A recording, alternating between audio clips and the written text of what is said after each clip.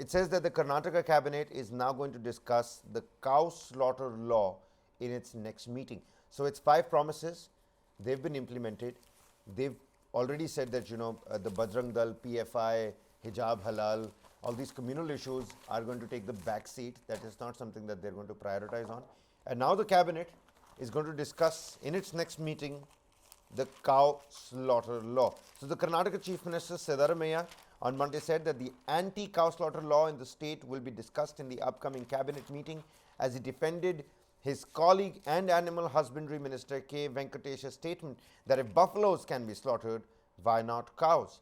Venkatesh's remarks, made in Mysuru on Saturday, evoked a sharp reaction from the opposition Bharatiya Janata Party, which held protests across the state on Monday. The party also cautioned the Congress-led government from repealing the Karnataka Prevention of Slaughter and Preservation of Cattle Act 2020.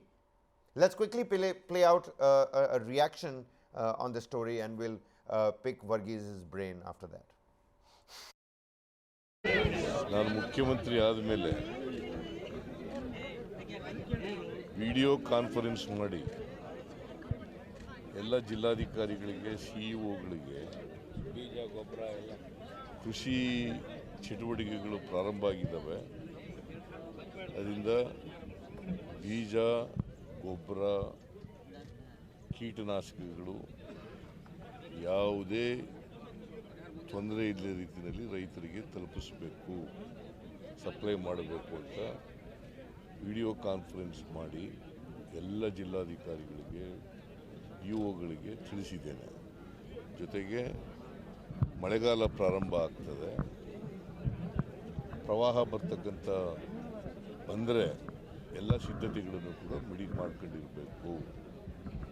ಪ್ರವಾಹ ಬರದೇ ಇರಲಿ ಅಂತೇಳಿ ನಾವೆಲ್ಲರೂ ಕೂಡ ಪ್ರಾರ್ಥನೆ ಮಾಡೋಣ.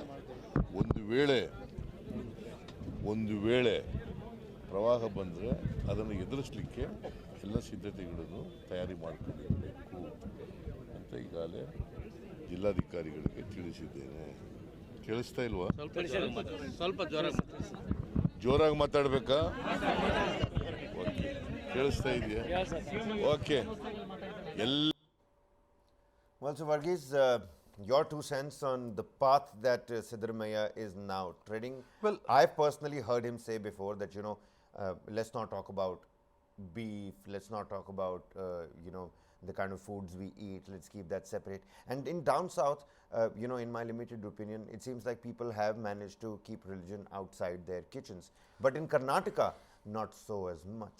Well, it depends upon which household you're part of. I mean, but over here, if you look at the larger context in which he has been speaking about, if there is an attempt to de-saffronize the policies of the previous BJP government. We just saw how the textbook thing was also in fact raised in Karnataka, saying some of those lessons will be removed out. And they also raised the issue about Tipu Jayanti celebrations, which was seen as a context of. So all these issues are in fact being taken, and this seems to be part of that de-saffronization process that the Congress government in Karnataka is now trying to push for.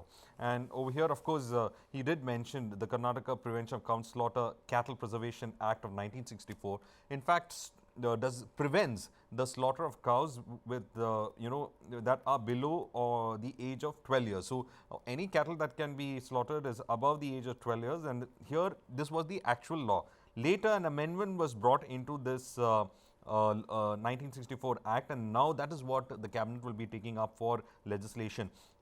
The issue came to light because of the statement by Venkatesh, who is the Animal Husbandry Minister, and he said that what was the wrong in slaughtering cows when buffaloes could be slaughtered under the current legislation.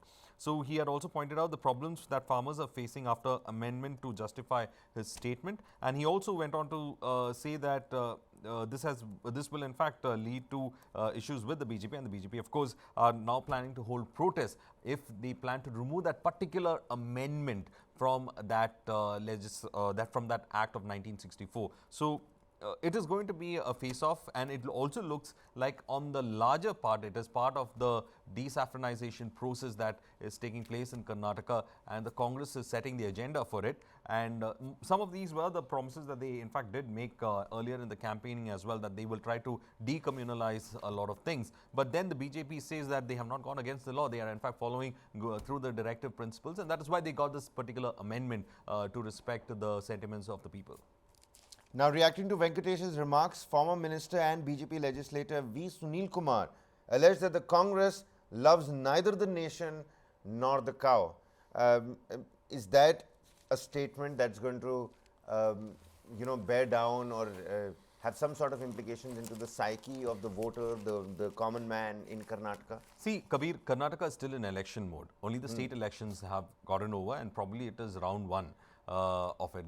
It's like there is another match in still not yes, over. yes. There is another match in 2024 for which the campaigning game is still on, and both of them are in fact making these statements based on 2024.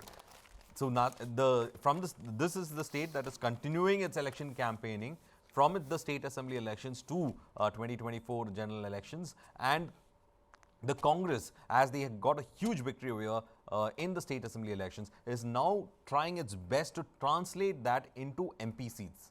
So right now, if you do a rough projection of the 135 odd seats that they have, they probably could have sway on 23 MP seats of 28 MP seats. I mean, but we don't know how the voting pattern will be there, because people do prefer one kind of a party in the center and maybe another in the state. But still, they are trying to in fact ensure that this projection can work, at least to get 23 seats out of 28.